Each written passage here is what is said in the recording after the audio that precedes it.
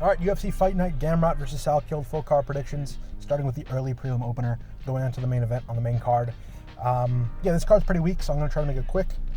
Starting with the early prelim opener, we've got Gigi Canuto versus Carol Foro. I'm going to go with Carol Foro. She's decent. She beat Chanel Dyer on the Contender Series, and Chanel Dyer was a pretty good women's prospect.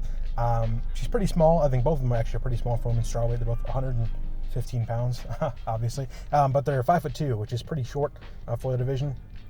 But Carol Foro is pretty solid in the feet. She gave a pretty good fight in the feet to Chanel Dyer. Like I said, I think she dropped her at one point, which is more impressive than I think a lot of what Gigi Canuto has done. And Canuto is fighting much lower levels of competition, I believe, than Carol Foro. If you look at the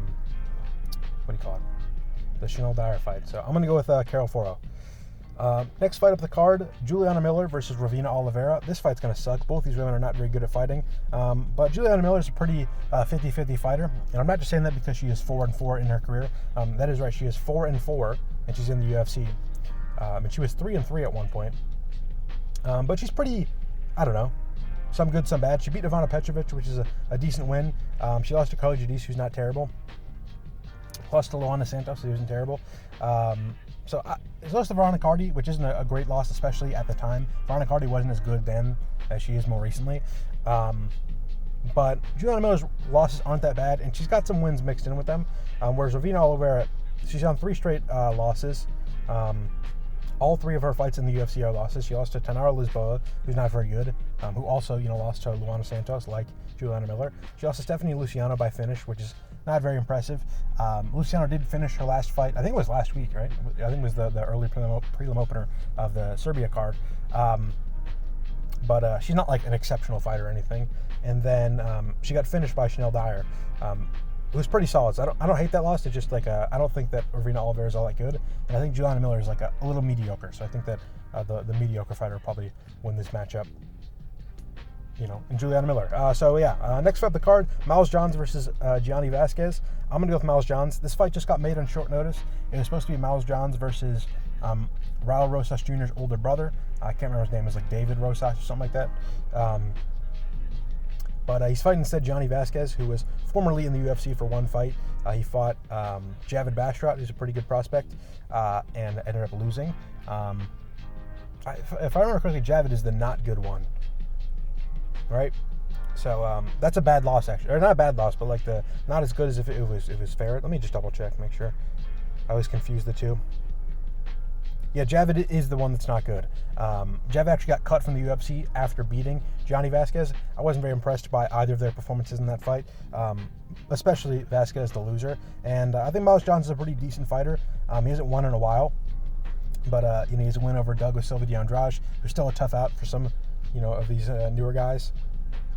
He lost to Felipe Lima. He had a really close fight with Gene Matsumoto, and he lost to Daniel Marcos. All of those fighters are pretty decent fighters who, potentially could be in the rankings with the right matchups. And I don't think the same of Gianni Vasquez. I don't think that he's, at the level of the guys that are beating Miles Johns. Especially with, like a Gene Matsumoto, who he kept a fight really competitive with. I think Gene Matsumoto would very easily finish. He's not much of a finisher, but he would definitely very easily beat Gianni Vasquez. So I'm going to go with Miles Johns. I think he's the better fighter, and he's taking this fight on with a full training camp rather than on short notice. And he's preparing for a similarly Mexican opponent, so maybe that'll be an interesting dynamic. Next fight up the card, Manuel Souza versus Richie Miranda. Another short notice fight. I can't remember if this is a replacement or not. I think this fight might have just been made on very short notice. Maybe I should get into this. This card is really, really bad. Like as bad as a card as I can remember, probably since like the Fight Island era. Because back then they had to, screw up a bunch of cards because of COVID and stuff or whatever. But this card is just dog shit. They just booked it poorly. About 2 weeks ago, the card had like 8 fights on it, and none of them were good except for the main event. And they added a couple fights to it, but like none of the fights added were any good. So it's just a lot of slop up and down the card. This fight got added, I think, just a straight up fight on like 10 days notice, where both of them signed at short notice. Hopefully they're getting paid a handsome sum. But I'm going to go with Manuel Souza. I think he's a pretty good fighter. He's, for a long time was the only loss on Mauricio Rufi's career. And he's now going on to fight Arman Tsarukyan in probably a title eliminator, or at least like a number 1 contender matchup. So that's a pretty well-aged win. His only loss, I believe it's to Archie Kogan, right? Yeah, his only loss to Archie Kogan, who for a long time was undefeated. Just lost his undefeated streak like a week or two ago against Usman Nurmagomedov. He's a pretty good fighter. He did look shit in that fight, I will say, but Archie Kogan is a pretty solid fighter. And that being an early loss is pretty impressive, especially when you've got wins over a guy like Mauricio Rufy. He's got a couple other decent wins. He knocked out Blodgiokin in his last fight in a pretty entertaining fight. That fight was pretty back and forth until the third round. Manuel Souza started to get some good momentum, and he started landing pretty well. And he landed a pretty cool knockout. He was holding, it might have been the glove. He was holding at least the wrist of his opponent, Blodgiokin, with his lead hand, both their lead hands, and then he threw his straight right over the lead hand that was being, obscured by his own lead hand. So, yeah, pretty good knockout there. Richie Miranda, pretty solid fighter. He could be something in the UFC maybe, but I think he's fighting just a different level opponent, especially on short notice. He beat, who did he beat? It was Richie Lewis, right? He beat for the LFA title, and that was a pretty decent win, but he was a big underdog, and it was a comeback win. So, he was expected to lose that, and then he fought, it was Barsley, right? Yeah, Ile Barsley, who I'm pretty sure just fought, I want to say Simon Oliveira. No, Lucas Almeida, that's who it was. Yeah, he fought Lucas Almeida on the, there was an Israel versus the world card. That card was a little bit ridiculous, and Israel won, believe it or not, but, yeah, he fought Ile Barsley, who was supposed to be a decent fighter out of Israel, and beat him. And he also beat Robert Vericchio. And I'm trying to do the math. Whatever. Yeah, I'm going to pick Manuel Souza. Rich Miranda could be decent. He hasn't fought anyone that's like really that exceptional. He's overperformed in a couple of fights, which, could tell me that this is a fight he can win because he's taken on short notice against a much better opponent. Maybe he's more prepared. Maybe he's better at, taking fights on short notice or whatever. I'm just a little bit more trusting in the provenness of Manuel Souza, who, like I said, only lost was to Archie Kogan. He's got wins over like legitimate UFC level fighters, and we just haven't seen that out of Rich Miranda. So I'm going to pick Souza. But I think this will be a good fight. Next fight of the card, Jose Montana versus Louis Sutherland. Originally I'd pick Sutherland, but honestly, I don't know if I trust picking Sutherland, so I'm just going to flip a coin. We've got tails. It's a Colorado coin from 2006. It's a quarter. I'm going to flip it. Heads is the A side, so Montana, and B is the B side, so Louis Sutherland. All right. Heads. Oh, we're not going to... yeah, it was heads. Okay, so Jose Montana I'm going to pick. And because it's Jose Montana, I'm going to pick by a knockout. So I'll go by Jose Montana by knockout. Next fight of the card, Diar Nurgoje versus Bruno Lopez. I've got to be very careful of the way I say that guy's name because, it's close to a similar word in its pronunciation. I'm going to go with Diar. He's got a pretty well-rounded style, and I think that'll work against Bruno Lopez. Bruno Lopez isn't a very good finisher, and I think that if Diar mixes that up just a little bit, he should have a pretty easy job winning this fight. Bruno Lopez did get finished by Dustin Jacoby. He also got finished by Navajo Sterling. Both of them, at the time were not very good finishers. Dustin Jacoby, not a very good finisher just in general throughout his career. And Navajo Sterling, that was his first finish in the UFC after I think 3 or 4 fights without a finish. Very finishable guy in Bruno Lopez. A guy like Diar who can mix it up. He's pretty decent in the striking with some good power and pretty decent in the grappling. Actually, he's pretty shit in the grappling, but he's got decent wrestling. I think you can mix it up in a way to find a finish, just like a ground and pound TKO or just like a straight up knockout on the feet. So I'm going to pick him. I am worried he is very submittable on the ground. He got submitted by Kimura off of, he was on top and he got Kimura'd by Brandon Higuera, who's not a very good fighter, which I don't like. And he also got Ezekiel from on top by Iran Sachibaldiev, who's also not a great fighter. So you don't love that, 2 pretty rare submissions from while you're on top. Not a very good look. I'm a little bit worried about that, but I think he's a good enough wrestler. And Bruno Lopez isn't like a jiu-jitsu expert. He's no, Mikey Musumeci. So I don't think he's going to find the submission. Hot take. And I'm going to pick Diar Nurgoje to win this fight. Next fight of the card, Stephen Asplund versus Guilherme Pat. I'm going to go with Asplund. I'm a little bit worried about him because I think the way to beat Guilherme Pat, if you're going to be the better fighter and you're not going to just bang him out, is to fight off the back foot, fight like Thomas Peterson did, where he has to come forward, you make him make the decisions, and then you can find the jabs, the body shots, and the hard outside low kicks over and over again because he's not a very responsible fighter. And that's just not how Asplund fights. Asplund does like to get in the pocket and throw big punches, throw combinations, use his hand speed to his advantage, which I think will work. I feel like that's also the way to lose to Gamrot Pat. I feel like just getting caught by a knockout punch is not the way to approach things. So I worry about that. I just think that he probably will beat him. The main reason I'm going to pick Asplund is I feel like if the fight leaves the first round, and let's say if Asplund does not decide to use high volume and he fights off the back foot, I think he can easily win this fight. And if he decides to fight on the front foot and try to get in the pocket and throw combinations, I think that if the fight leaves the first round, he's definitely going to get a finish because, what's his name? Gamrot Pat does not have a great gas tank. He's pretty muscle bound. He's pretty big. Everything he does, he throws a pretty big power, especially when he's trading. So I think his cardio is not going to last super long, especially against a guy like Asplund who throws high volume and is a pretty good gas tank himself. I think if this fight leaves the first round, Asplund has a pretty easy finish in the second or third. Just on the feet, he just needs to get him inside and beat him up like he did to Sean Sharaf. But I just worry about him in that first round. So I'm going to pick Asplund. I think that Gamrot Pat round 1 knockout is a live, pick, but I think Vitor Petrino and maybe even Sean Sharaf are better and a little. I want to say Vitor Petrino is more technical and more powerful than Gamrot Pat on the inside. He's maybe a little bit less bigger, maybe a little bit less powerful, but he's definitely more technical and he is probably a better finisher. And he wasn't able to finish Asplund. He was able to drop him at one point. And Sean Sharaf, I think, is a little bit better in the pocket than Gamrot Pat, and he wasn't able to find any super significant strikes on Asplund, and he got his ass kicked for the whole fight. So I'm pretty confident in picking Asplund to win this fight. So that's what I'm going to do. Next fight up the card: Ty Miller versus Billy Ray Goff. I'm going to go with Ty Miller, probably by an early finish. Billy Ray Goff isn't bad. He just kind of has a habit of losing exchanges and losing exchanges and losing exchanges. And then once you start to slow down, he wins more exchanges. But he really needs that momentum shift. And if you just put it on him early, he really struggles to get that. You saw Ramez Brahimaj just go out there and just kind of blitz at him, and then he ended up getting a guillotine. I can't remember how the fight went actually, but I just know it was an early finish. I know that Ramez Brahimaj was aggressive early, and I think that will work, and that is how Ty Miller fought against Adam Fugit. He was calculated, but he did use a high volume, straight off the bat, and he just kept getting him into exchanges, and if he does that against Billy Ray Goff, I think he's going to win a lot of the exchanges early, and I think if he wins enough early on, he can just find a finish. The thing about Billy Ray Goff is he is pretty hard to finish, and his way to win fights is just cockroaching until the later moments of the fight, and then just winning exchanges as you gas out. He did it on the Contender Series against what was his name, Shimon Smotritsky, which is someone apparently, and he also did it to Yusaku Kinoshita on the UFC Singapore card. That was on Holloway versus Korean Zombie. He's just lost the first 3 minutes of exchanges in the fight, and then Kinoshita started to slow down, and he just started winning exchanges. And then after a couple of exchanges, he landed a couple big body shots and won the fight.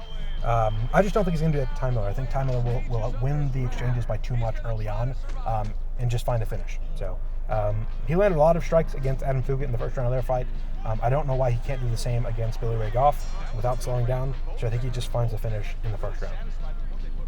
Next fight of the card: Adam Lemos versus Alexia Tainara. I'm a little bit torn on this fight because I don't think Tainara is all that great. I picked Molly McCann against her in her debut, which is not the best pick in the world. But the thing about her is she's a pretty good grappler, but she looks pretty green on the feet. She looks kind of hittable. She looks like she might be finishable if she doesn't get the fight to the ground very easily. But she's kind of easily gotten the fight to the ground in most of her fights. Molly McCann, she was able to take down a couple times and then find the submission pretty easily with very little struggle. Loma Lookboom isn't super dangerous in the feet, so there wasn't a ton of risk, and Tainara was able to kind of recklessly chase the grappling and find that, and then kind of a similar thing with Bruna Brazil. Bruna Brazil is a little bit better, a little more technical, a little bit more powerful than a Loma Lookboom. Maybe not as technical, but definitely more powerful than a Loma Lookboom. But her grappling isn't as good, so Tainara was easily able to chase down the grappling and win the decision there. I think she can do the same thing against Amanda Lemos. Amanda Lemos, her grappling did not look super good against Jillian Robertson. Against Tatiana Suarez, it looked kind of decent, but against Zhang Weili, it looked pretty bad. And most of her grappling that's looked bad is in the jiu-jitsu moments. Her takedown defense isn't that bad. In fact, against Mackenzie Dern, she was able to stuff all the takedowns and just beat Dern up pretty badly on the feet throughout their fight. And against Tatiana Suarez, she arguably could have won that fight. It was kind of a robbery for Tatiana Suarez. Maybe not robbery, but I'm kind of surprised it was a unanimous decision. the moments that you won in that fight were just stuffing the takedowns, like the traditional, the double legs, the single legs, finding the underhook, getting space in the clinch, turning her into the fence, and then breaking away. She's pretty good at doing that, but she's not as good as like in the the minutia of Brazilian Jiu-Jitsu, which is where Zhang Weili really took advantage. And the reason why I'm going to pick Alexia Tainara is because she's much better at the Jiu-Jitsu moments. Like, she did get reversed at a couple points in the fight, in the wrestling against Loma Lookboom. She didn't have the most success with takedowns against Bruno Brazil, but in the moments of jiu-jitsu grappling, she showed a lot of prowess against Molly McCann and Loma Lookboom. So yeah, I think if she gets the fight to the ground at any point, she can find the jiu-jitsu moments pretty easily, and then from there, find a dominant position, or maybe look for a submission. I doubt she gets a finish because I think Amanda Lemos is a better defensive grappler than Bruno Brazil and Loma Lookboom, and she couldn't finish either of them. But I do think that if she gets a takedown, a submission is always on the table, and I think that's going to win her the fight. So I'm going to pick Alexia Tainara. This is what I'm worried about. Next fight up the card, we got Darren Elkins versus Yadier Davaye. Darren Elkins looked like the most vulnerable fighter of all time in his last fight against Julian Erosa. And he's only a year older, He's only getting older. He was 41 for that fight. He's 42 now. I mean, he might have been 40 for the last fight. So I just don't like it. It doesn't make a lot of sense. Yadier Davaye, how do you say his fucking name? He won a rigged fight against Isaac Dogarian. I'm just going to go out there and say it. Dogarian is a better fighter than Jordan Levitt. Jordan Levitt had a much easier time grappling against Yadier Davaye than Dogarian. So I'm going to just say the last two fights of Yadier Davaye, he didn't look good in them. But against a very vulnerable and hittable and grappleable and weak Conor Matthews, he was able to dominate him and look very dominant. So I think that is a good chance he just goes out there and gets a takedown and then a submission against Elkins. I think that maybe the best bet is just a first-round submission for Davaye. But if he wants to keep the fight on the feet, he definitely can. And if he keeps the fight on the feet, I'm pretty worried about Darren Elkins. Like, he looked very vulnerable. He's probably been hit in the head and training a bunch since then.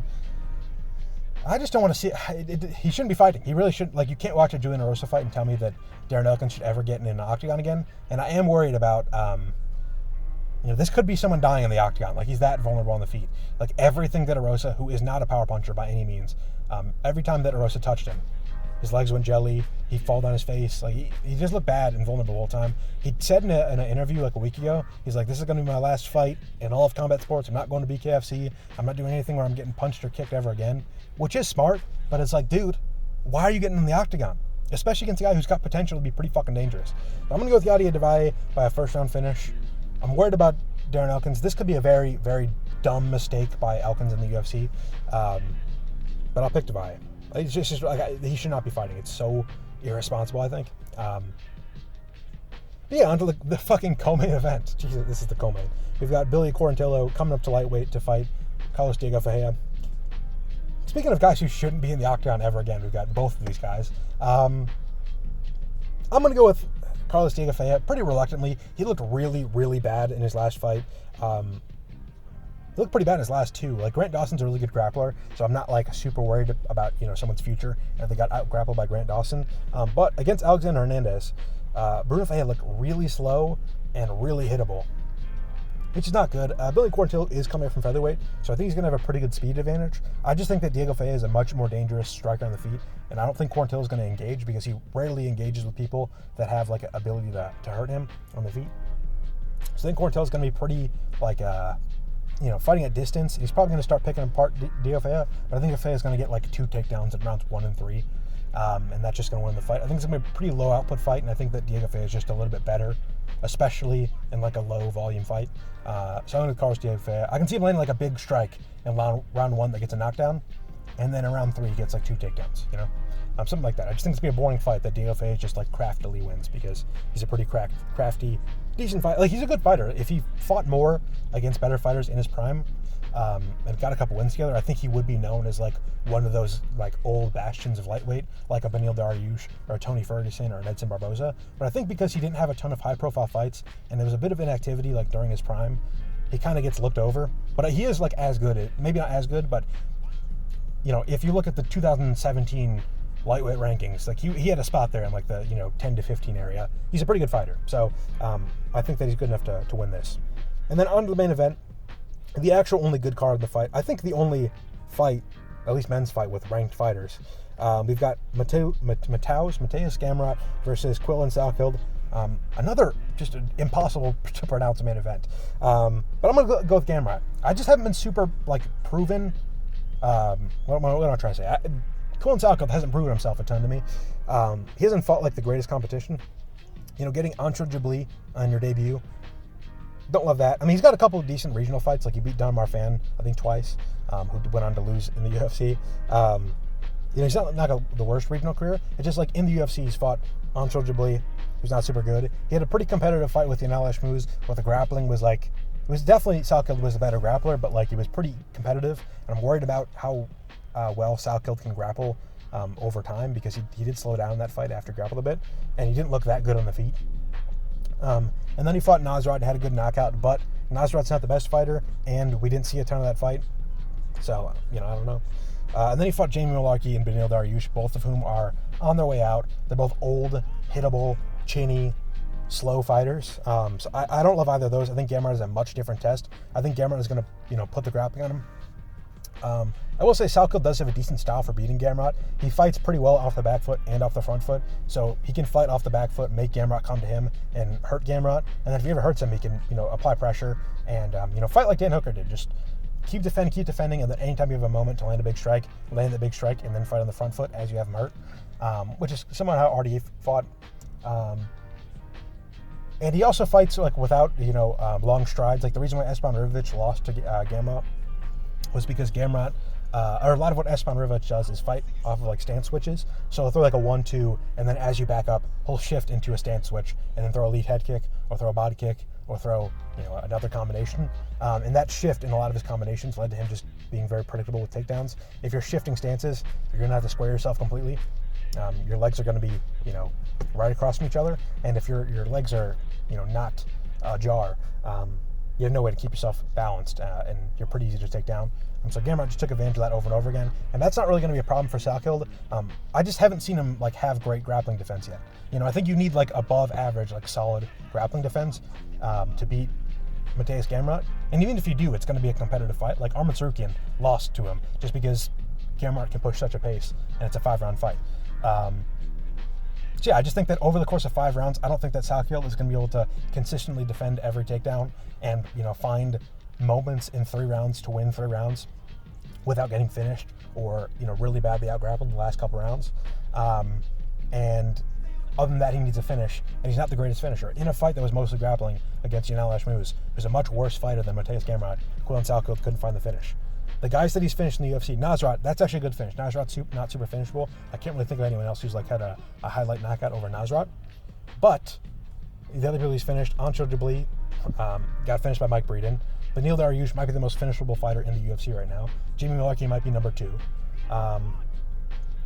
And yeah, I don't know. He's got 4 finishes in the UFC. I'm not taking that away from him. It's just everyone that Quillan Salkilld has out-grappled hasn't been that good at grappling, and everyone that he's finished has been very finishable. I guess other than Nasrat. So, and do you take a Nasrat win to prove that you're going to beat Gamrot? Because this guy Esteban Rivovic had a pretty good fight against Nasrat Haqparast and then lost very clearly to Mateusz Gamrot.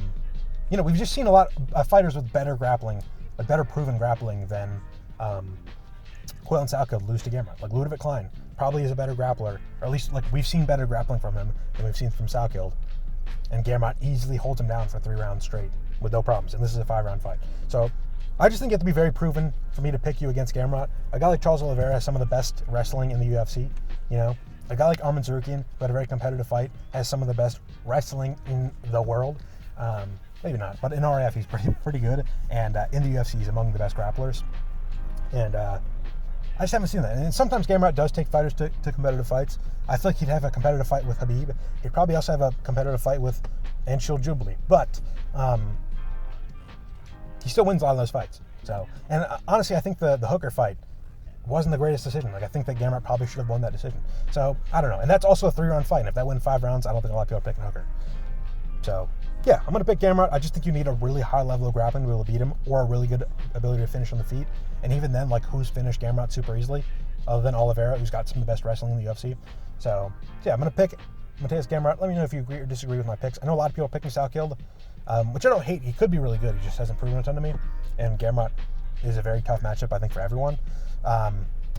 So yeah, let me know if you agree or disagree in the comments. Like the video, share the video, subscribe. If you want to see more, I'll do a recap after the card tomorrow, assuming the card has anything interesting to talk about. Follow me on Twitter. I live tweet a lot of combat sports. There's PFL tonight. There's some boxing this weekend, I think. But yeah, those are my predictions. Let me know what you think, and thank you for listening.